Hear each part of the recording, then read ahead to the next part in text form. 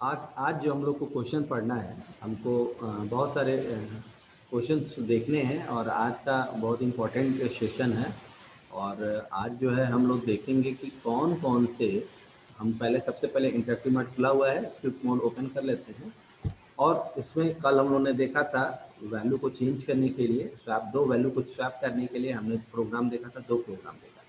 इसी तरह से आज का जो प्रोग्राम है हम स्टार्ट जहां से करते हैं, write a program to input three numbers and swap them as this first number becomes the second number and second number become the third number and the third number become the first number।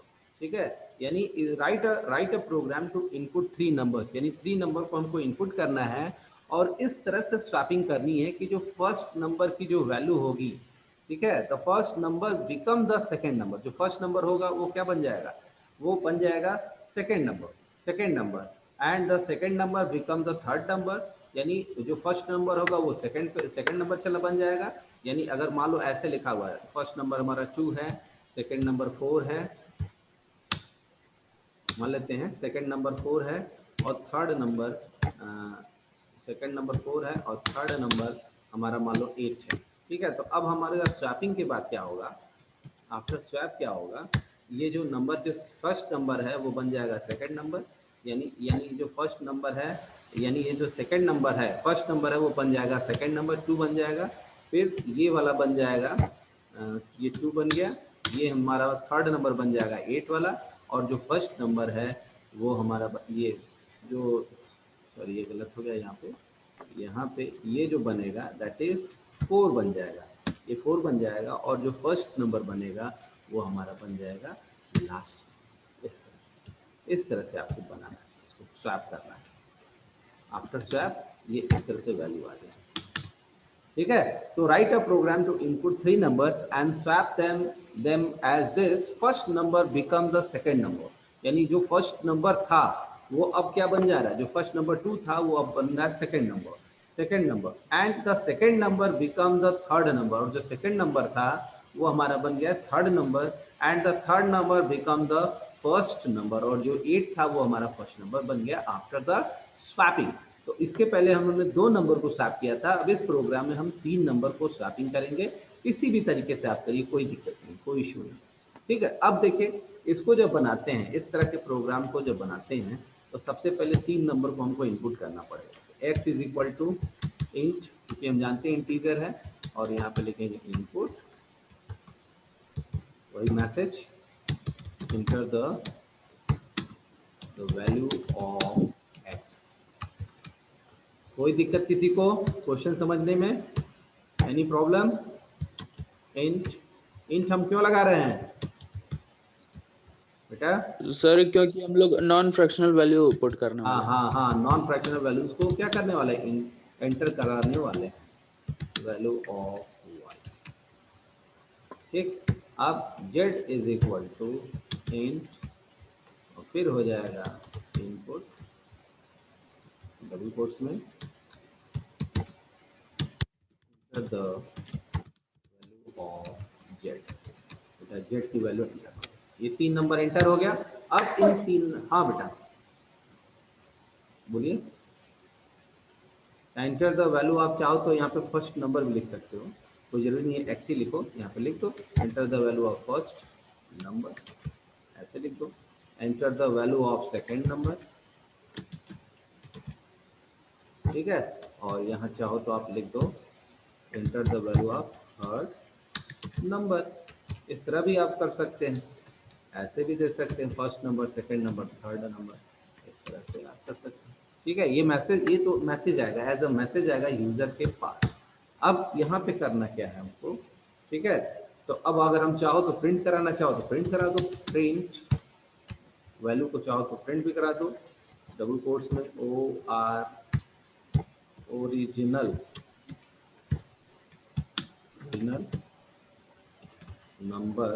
Numbers. ठीक है, original numbers क्या क्या है, आप चाहो तो इस तरह से, क्योंकि हम थोड़ा थोड़ा मॉडिफाई करते जा रहे हैं, बढ़ाते जा रहे हैं, आप चाहो तो ओरिजिनल नंबर्स को x, y, z इस तरह से आप प्रिंट भी करा सकते हैं। ओरिजिनल नंबर करके ये प्रिंट हो जाएगा x, y, z। ठीक। अब इसके बाद अगर हम स्वैपिंग वाला केस लगाते हैं, अब स्वैपिंग केस कैसे लगाते हैं, अब हमको एक पता भी है कि x, y, z is equal to, तो अब सेम वही चीज अब हमको लाना है फर्स्ट नंबर, सेकंड नंबर को हमको ले जाना है, लास्ट वाले नंबर को ले आना है हमको फर्स्ट नंबर पे। तो लास्ट वाला नंबर कैसे फर्स्ट पे आएगा, यानी अब हमको करना क्या है कि जो वैल्यू है हमको लास्ट वाले को लाना है, तो हम सबसे पहले लास्ट वाले को z वाले को ले आएंगे फर्स्ट पे, x पे ले आएंगे, और y की जो वैल्यू है, यानी अब y वाली जो वैल्यू होगी वो कौन सी वैल्यू होगी, तो y की वैल्यू को ले जाना है लास्ट में। तो यानी हमने यहाँ पे लिखा x, y सर, x, हाँ, अब सेकंड वाली वैल्यू क्या आ जाएगा, x आ जाएगा, और यहाँ पे ये आ जाएगा तो y। अब प्रिंट आफ्टर स्वैपिंग क्या हो जाएगा, आफ्टर स्वैपिंग हो जाएगा x, y, तो ये सब सिंपल प्रोग्राम है बेटा, और इसको रन करा के तुम, अब इसको रन कराने से पहले सेव करना पड़ेगा, सेव एज, हमने यहाँ पे लिख दिया स्वैप हुआ, स्वैप 3, हमने ऐसे मैसेज लिख दिया, हमको समझ में आ जाएगा 3 नंबर को स्वैप करना। अब प्रोग्राम हमारा रन करता है, यहाँ पे हमने रन कराया, यहाँ पे रन मॉड्यूल। अब एंटर द फर्स्ट नंबर, तो फर्स्ट नंबर मान लो हमने दे दिया 5, ठीक है। एंटर द सेकंड नंबर, हमने सेकंड नंबर दे दिया 10। एंटर द थर्ड नंबर, हमने 15 दे दिया। अब आफ्टर देखिए, अब यहाँ पे क्या हो रहा है, ओरिजिनल नंबर आ रहा है 5, 10, 15, दिख रहा है आप लोग को, और आफ्टर स्वैपिंग आ रहा है, ये जो 5 था वो सेकंड नंबर पे चला गया, फिर देखिए 10 जो है थर्ड नंबर पे चला गया, और जो थर्ड नंबर पे था यानी 15 जो था वो हमारा फर्स्ट नंबर पे आ गया। इस तरह से वैल्यू आपस में क्या हो गया, इंटरचेंज हो गया। इस तरह से वैल्यू आपस में इंटरचेंज हो सकता है, समझ में आ रहा है। तो इस तरह से आप क्वेश्चंस को सॉल्व करेंगे, बनाएंगे, ठीक है। अब हम लोगों ने नंबर का ये प्रोग्राम देख लिया। अब बेटा इसको चाहो तो स्क्रीनशॉट ले लो, स्क्रीनशॉट लेकर के अपने मोबाइल में रख लो, या सिस्टम का अगर है आपके पास तो अपने सिस्टम पे आप इसको टाइप भी कर सकते हैं। स्क्रीनशॉट ले लीजिए तो हम लोग का टाइम बचेगा, फिर आप इसको लिखते रहिएगा, ठीक है। स्क्रीनशॉट लेकर रख लीजिए, जहाँ तक लिख सकते हैं लिख लीजिएगा। उसके बाद फिर अब हम लोग आगे नेक्स्ट प्रोग्राम पढ़ते हैं। अब जैसे सिंपल इंटरेस्ट का एक प्रोग्राम हम लोग देखते हैं कि सिंपल इंटरेस्ट हम कैसे कैलकुलेट कर सकते हैं, ठीक है। अब सिंपल इंटरेस्ट को करने के लिए सबसे पहले फिर वही फाइल न्यू हमने यहाँ पे ओपन किया। अब सिंपल इंटरेस्ट में क्या होता है, S इज इक्वल टू का formula P into R into T divided by क्या होता है 100 होता है, ये हमारा फॉर्मूला होता है। यानी हमको सबसे पहले क्या चाहिए, हमको 3 चीजें चाहिए, एक P चाहिए principal amount, R for rate, और T फॉर क्या हो गया टाइम हो गया। यानी 3 वैल्यू को हमको इनपुट कराना पड़ेगा। तो हमने यहाँ पे लिखा P is equal to R is equal to और T इज इक्वल टू। अब देखिए S जो है, S चूंकि कैलकुलेट करना है इसलिए इसको इनपुट करने की कोई जरूरत नहीं होता। तो अब हम जानते भी हैं कि प्रिंसिपल अमाउंट हमारा फ्लोट में हो सकता है, तो इसके लिए यहाँ पे हम क्या लेते हैं, फ्लोट लेकर के, और यहाँ पे लिखेंगे इनपुट डबल कोट्स में, वही same message, enter the value of T principal amount, P for principal amount, ठीक है। तो enter the value of P that is principal amount. अब प्रिंसिपल अमाउंट को हमने एंटर कर लिया, ठीक। उसके बाद फ्लोट इनपुट डबल कोट्स में फिर वही inter the value of R, inter the value of R हो गया, ठीक है। तो अब R का मतलब हो गया रेट ऑफ इंटरेस्ट, हमको पता ही है, और T का मतलब हो गया फिर फ्लोट, और यहाँ पे हमने मैसेज दिया इनपुट डबल कोट्स में इंटर द वैल्यू ऑफ। अच्छा सर, ये जो येलो बॉक्स में मैसेज आता रहता है उसका मतलब क्या है सर? क्या चीज, ये जो बॉक्स में मैसेज आता है ये फॉर्मेट देता है, ये इसका फॉर्मेट देता है कि इस तरह से आपको यूज कर सकते हैं आप इसको। देखिए क्या लिखा है, read a string from standard input, दिख रहा है ना आपको बॉक्स जो दिख रहा है, दिखा कि नहीं दिखा। तो यानी read a string from a standard input, standard input का मतलब स्टैंडर्ड इनपुट डिवाइस कौन सा है, keyboard is the standard input device. इसकी बात कर रहे हैं स्टैंडर्ड की सर? नहीं, ये बॉक्स जो आया इसकी बात कर रहे हो तुम ना। हमने ऐसे बॉक्स जो आया प्रॉम्प्ट इज हाँ इक्वल टू नन, ये जो स्क्रीन पर करंटली यस। दिख रहा है इस समय, तो इसका मतलब क्या है कि ये बताता रहता है कि ये सिंटेक्स आप यूज कर सकते हैं। मतलब सिंटेक्स का मतलब कि एक तरह का रूल होता है कि ये चीज के लिए आप यूज कर सकते हैं। अब यहाँ पे देखिए लिखा है reading a string from a standard input, the trailing new line is striped. ठीक है, स्ट्राइप यानी ट्रेलिंग न्यू लाइन। ट्रेलिंग का मतलब क्या होता है? टेल से बना हुआ ट्रेलिंग न्यू लाइन, यानी लास्ट में जहां पे हम इसको खत्म करेंगे वहां पे ऑटोमेटिक न्यू लाइन आ जाएगा, यानी बैकस्लैश n आ जाता है।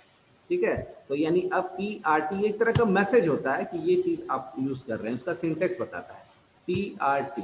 तो टी फॉर टाइम हो गया, अब हमने यहाँ पे डबल कोट्स में इसको ऐसे, अब पी आर टी हो गया। अब हमको कैलकुलेट करना है एस, तो एस इज इक्वल टू हम फिर ब्रैकेट में लिखेंगे P into R into T divided by 100, यानी हमने यहाँ पे फिर डिवाइडेड बाई 100 किया इसको, यानी यहाँ पे ये आ गया। अब हम फिर यहाँ पे लिखेंगे आंसर, इसका लिखेंगे, प्रिंट कराएंगे। रिजल्ट जो आ रहा है उसको फिर प्रिंटिंग भी कराना पड़ता है क्योंकि हमको तो पता नहीं है।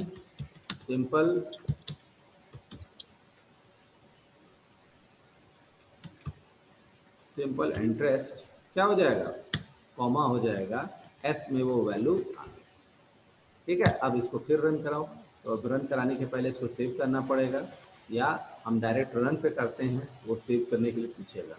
देखिए पूछ रहा है सेव, तो हमने यहाँ पे लिख दिया सिंपल, हमने एंटर कर दिया, यहाँ पे देखिए आ गया। ये एरर दे रहा है एफ एल। अब स्पेलिंग देखिए क्या यहाँ पे एरर क्यों आ रहा है, name F L O T is not defined. तो हमने जो स्पेलिंग लिखा है फ्लोट का एफ एल ओ टी पहला वाला वो गलत हो गया है, यानी F L O A T है, हमने ए पहले लिख दिया था, ओ बाद में लिखा था, इसलिए वो एरर आ रहा है।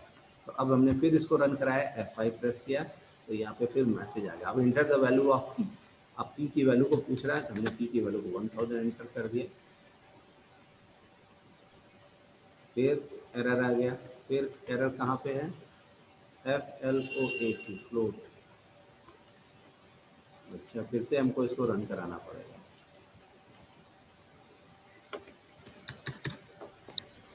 ठीक है, अब देखिए enter the value of R, R की वैल्यू को हमने 8.2 डाल दिया।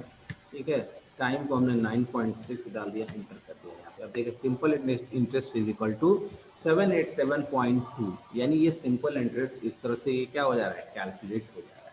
तो यानी कहने का मतलब ये है कि कोई भी जो भी प्रोसेस है आपको, वो सब आप इसमें कन्वर्ट कर सकते हैं, बना सकते हैं। ठीक है, इस तरह से आप कन्वर्ट कर सकते हैं। क्यूब वाला भी प्रोग्राम हम लोगों ने कल देखा था, देखा था आप लोगों ने, देखा था ना क्यूब किस का भी वाले? क्यूब का प्रोग्राम। और कल हम लोगों ने परसेंटेज का भी प्रोग्राम बनाया था ना, परसेंटेज का भी प्रोग्राम। तो इस तरह से आप बना सकते हैं। अब जैसे अगर मान लो एवरेज निकालना हो हमको, बन सकता है बेटा? अगर एवरेज निकालना हो तो बन जाएगा। हाँ बिल्कुल सर। यस। हाँ, तो आप लोग बना लीजिएगा, इसको क्वेश्चन लिख लीजिए। अब जैसे एक क्वेश्चन है, write a program that accept radius of a circle and print its area, यानी रेडियस हम ऑफ अ सर्किल हमको इनपुट करना है और उसका एरिया क्या करना है, प्रिंट करना है। ठीक है, तो क्वेश्चन चाहिए तो लिख लीजिए,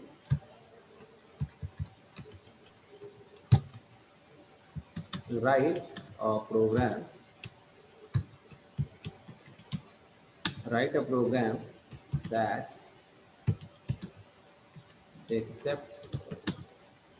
that accept the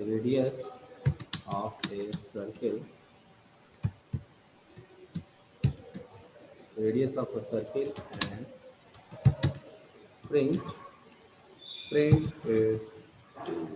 क्या होता है रेडियस ऑफ अ सर्किल, बताइए रेडियस ऑफ अ सर्किल क्या होता है? आवाज मेरी आ रही है सबको ना? क्या होता हाँ है आ रही है sir. Radius of a circle क्या होता है, क्या फॉर्मूला होता है? एरिया के ना क्या होता है?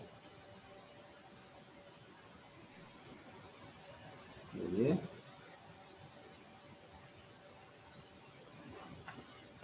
एरिया ऑफ सर्किल क्या होता है?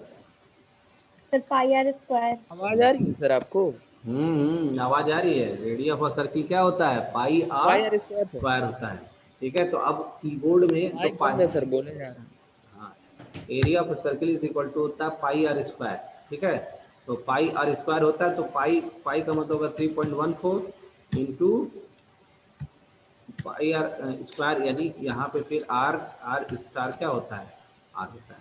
ठीक है, अब ये बताइए हमको, यही यही फार्मूला होता है। तो आप ये बताइए हमको कि जो एरिया ऑफ सर्किल होता है, ठीक है, अब यहाँ पे पाई का कोई सिंबल होता है कीबोर्ड में? नहीं सर। कीबोर्ड में पाई तुम तो बना क्या सकते हो? करना पड़ेगा? नहीं, नहीं बना सकते हैं। तो पाई का सिंबल हम यूज नहीं कर सकते हैं प्रोग्रामिंग लैंग्वेज में। तो उसकी जगह पे क्या करते हैं, पाई की जगह पे हम या 22/7 लिख देते हैं या 3.14 लिखते हैं। क्या लिखते हैं? 3.14। अब यहाँ पे देखिए, यहाँ पे आपको दिख भी रहा है, तो 3.14 ये है, और उसके बाद जो है 3.14 के बाद है r इंटू आर। यानी हमको क्या करना पड़ेगा कि जो भी हम रेडियस इनपुट करेंगे, हमको क्या इनपुट कराना पड़ेगा? रेडियस कराना पड़ेगा इनपुट। और रेडियस जब इनपुट कराएंगे तो उसको भी हम फ्लोट में ले लेंगे यहाँ पे। तो अब रेडियस के लिए r इज इक्वल टू हम लिखेंगे फ्लोट, और फिर यहाँ पे मैसेज देंगे इनपुट डबल कोट्स में एंटर द क्या होगा? Enter the, value of R. हाँ, एंटर द रेडियस लिखेंगे कुछ ना। भी नहीं। एंटर द ठीक। रेडियस हमने लिख दिया, तो पता चल जाएगा कि यूजर को रेडियस एंटर करना है। ठीक है, अब हमारा एरिया के लिए A is equal to pi R square होता है, तो पाई तो होता नहीं है, तो 3.14 हम डायरेक्ट इसकी वैल्यू लिख देंगे। और आर स्क्वायर है यानी आर इंटू आर, या हम डबल वो भी लगा सकते हैं। क्या लगा सकते हैं, या इसकी जगह इस तरह भी लिख सकते हैं, ए इज इक्वल टू 3.14। हाँ, एक्सपोनेंशियल भी लगा सकते हैं, या हम इस तरह भी इसको देखो, सेम फार्मूले को इस तरह भी लिख सकते हैं, 22/7 इंटू आर डबल स्टार 2। ये दोनों सही है, ये दोनों तरीका सही है, दोनों में से कोई एक तरीका लिखेंगे। दिख रहा है दोनों तरीके मेथड? या हम 3.14 इंटू आर लिखते हैं, या 22/7 इंटू आर डबल स्टार 2। यानी अब ये डबल स्टार 2 का मतलब कि ये एक्सपोनेंट में ले जाएगा, उसको 2 के पावर में ले जाएगा। अगर हम यहाँ पे 3 लिख देंगे तो ये 2 द पावर 3 हो जाएगा, आर 2 द पावर क्या हो जाएगा? 3। लेकिन जो कि गलत है, हमको 2 ही पे ले जाना है। तो या आर इंटू आर लिख दें, या ये लिख दें, इन दोनों में से कोई भी एक मेथड लिख देंगे, दोनों करेक्ट। ठीक, अब हमने इसको यहाँ पे ऐसे हटा दिया। अब हम लिखेंगे प्रिंट, अब हमारा कैलकुलेशन तो हो गया है, तो अब हम लिखेंगे एरिया ऑफ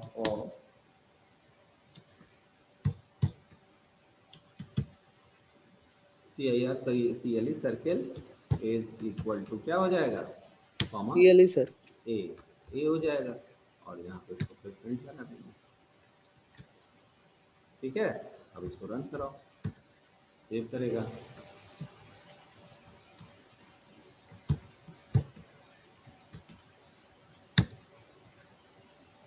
ठीक, अब देखिए इंटर द रेडियस आ रहा है, नीचे आपको दिख रहा होगा इंटर द रेडियस, तो रेडियस हमने दे दिया 1.9। ठीक है, अब देखिए एरिया ऑफ सर्किल आ रहा है 11.3354, यानी 11.3354।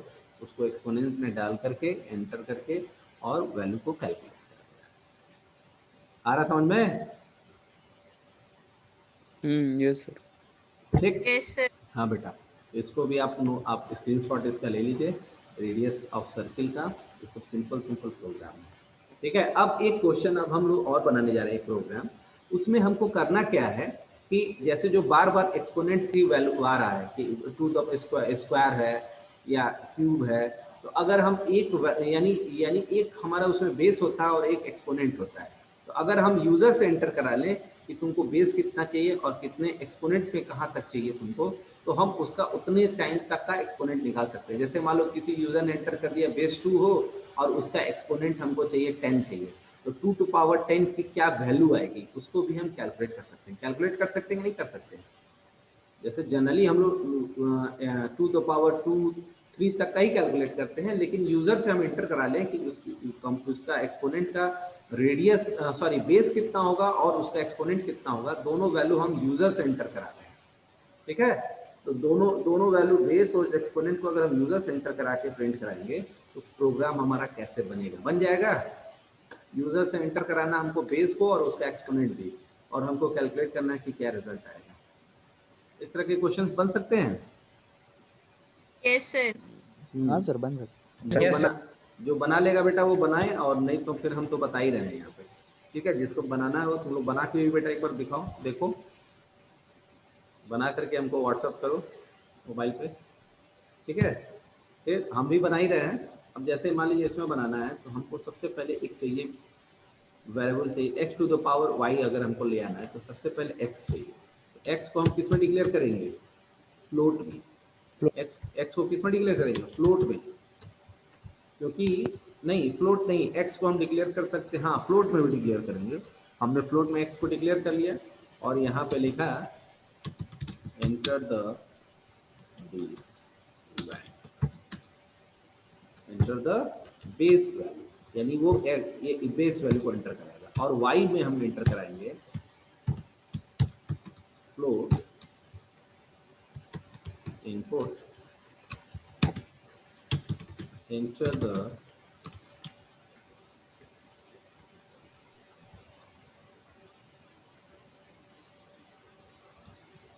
exponent value, enter the exponent value।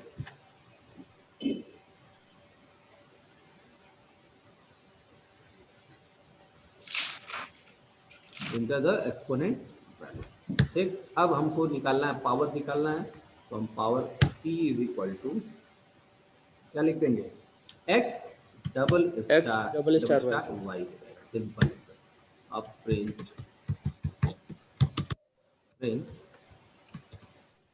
क्या हो जाएगा,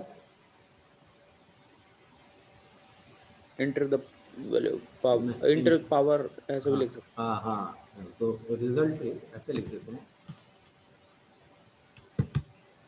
रिजल्ट ऑफ पावर। ठीक है, अब क्या रिजल्ट आ रहा है उसकी बात कर रहे हैं, और रिजल्ट हमारा किस में आ गया, 3 में। ठीक है, अब देखो इसको रन कराते हैं, सेव करेगा और मान लेते हैं, अच्छा इसने सेव किया और इसमें अच्छा एरिया वाले पे ही हो गया। अब enter the base of value, तो अगर हमने बेस मान लो 2 डाल दिया, ठीक है, और एक्सपोनेंट वैल्यू हमने 4 एंटर कर दिया, तो एक्सपोनेंट वैल्यू में कितना आएगा, 16.0 आ रहा है, दिख रहा है सबको। अब इसी तरह से अगर मान लो फिर हमने यहाँ पे हमने एंटर कर दिया, एंटर द बेस वैल्यू, हमने 2 एंटर कर दिया और एक्सपोनेंट वैल्यू 16 डाल दिया, यानी 2 टू पावर 16, तो उसका जो रिजल्ट आएगा दैट इज कितना आ रहा है, 65,536 आ रहा है इसकी वैल्यू। तो इस तरह से आप एक्सपोनेंट वाले वैल्यू को, बेस वैल्यू और एक्सपोनेंट वैल्यू को भी कैलकुलेट कर सकते हैं, देख सकते हैं कैसे बनेगा। ठीक है, ये समझ में आ रहा है बेटा तुम लोगों को? हाँ सर। अब जैसे अब एक प्रोग्राम और है, write a program to find area of a triangle. ठीक है, ये तो बहुत आसान है, एरिया ऑफ अ ट्राइंगल बन जाएगा, बोलिए।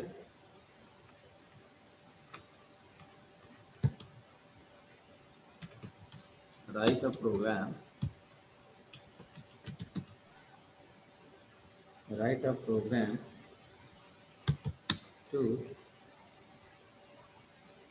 to find area of or triangle। क्या होता है area of a triangle?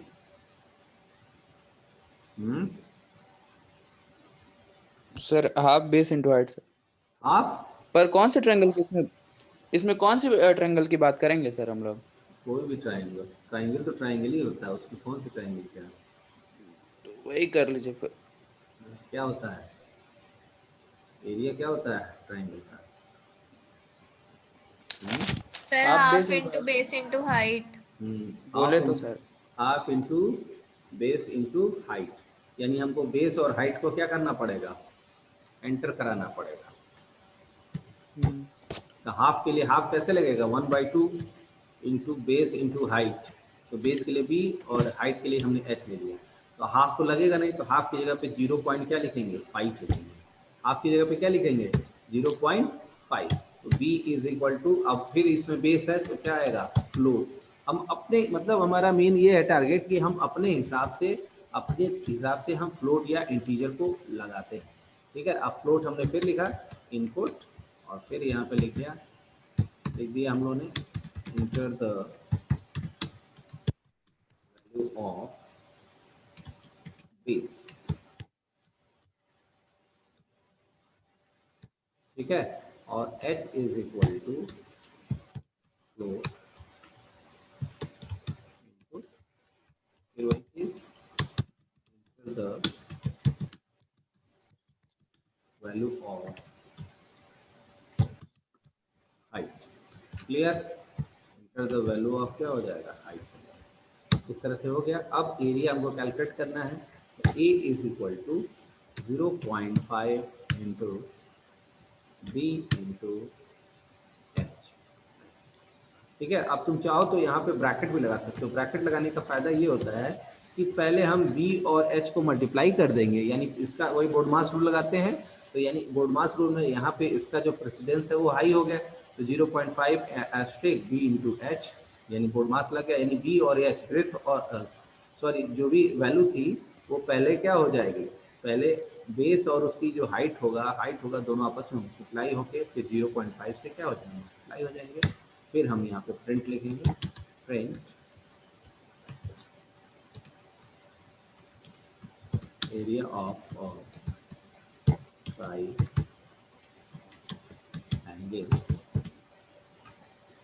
Angle area of triangle क्या हो जाएगा कॉमा ए हो जाएगा, ए में वो वैल्यू आपकी स्टोर हो जाएगी, ठीक है। अब इसको फिर आप इसका स्क्रीनशॉट ले लीजिए और फिर हमने रन कराया यहाँ पे, ठीक है, रन कराया तो फिर उसको हमने यहाँ पे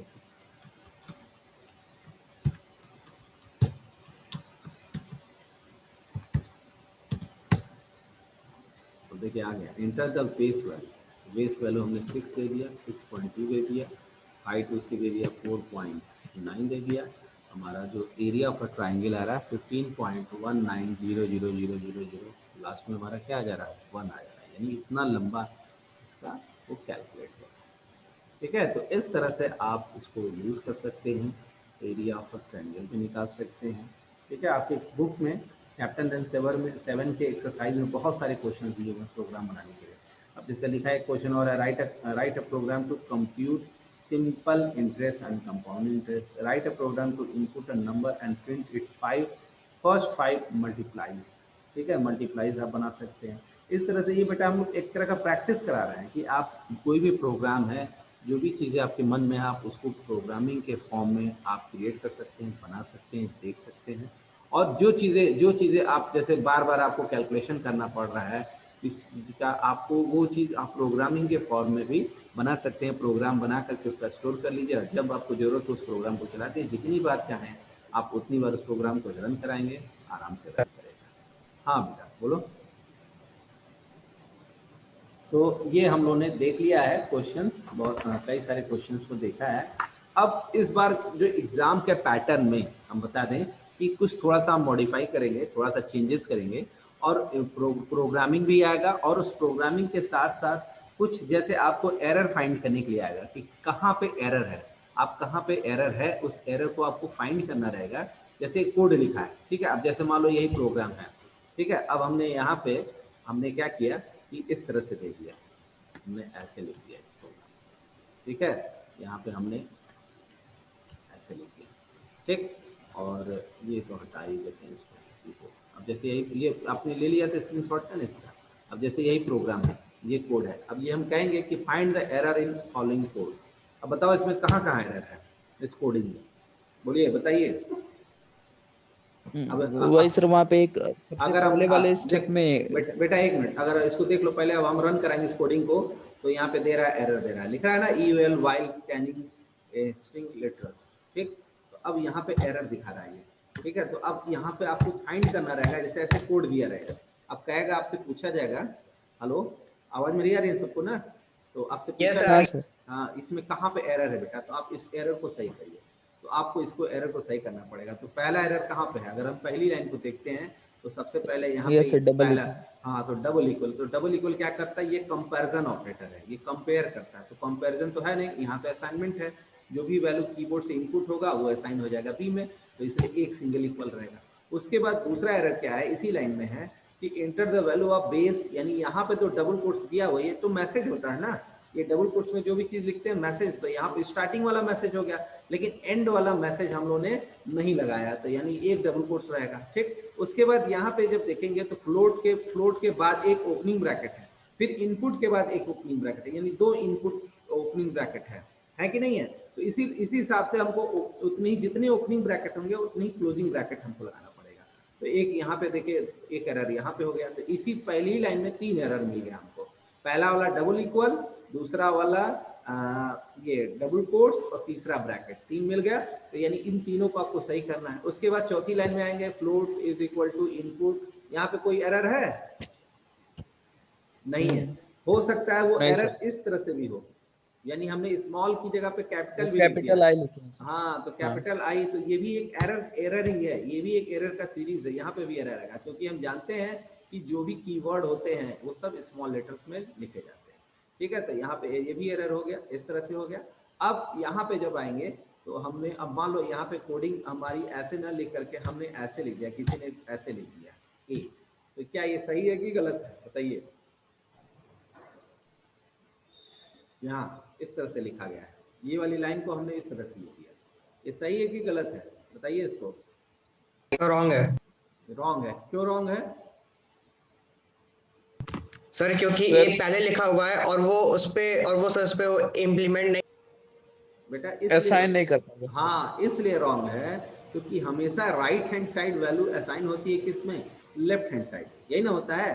राइट हैंड साइड मीन्स मतलब कि हमेशा जब हम लिखते हैं तो a इज इक्वल टू 5 लिखते हैं, यानी राइट हैंड साइड में हमारा 5 है और लेफ्ट में हमारा a है, तो यानी राइट हैंड साइड वैल्यू हमेशा ऐसा नहीं होता है लेफ्ट हैंड साइड में। ठीक है, लेकिन यहाँ पे जब हम देखेंगे, इस केस में देखेंगे तो यहाँ पे एक वैल्यू असाइन हो रहा है, अब यहाँ पे हमारे पास 2 वेरिएबल है, b है h है, तो अब किसमें असाइन होगा, वो समझ ही नहीं पाएगा कि हमको किसमें असाइन होना है, तो यहाँ पे एरर आ गया, तो ये भी एरर ही होता है। ठीक है, वो समझ नहीं पाएगा, तो यानी ये इस एरर को भी आप सही कर दिए। अब यहाँ पे लास्ट वाली लाइन में भी एरर है, अब यहाँ पे भी वही सेम चीज, डबल कोट्स यहाँ पे है लेकिन यहाँ पे डबल कोट्स नहीं है।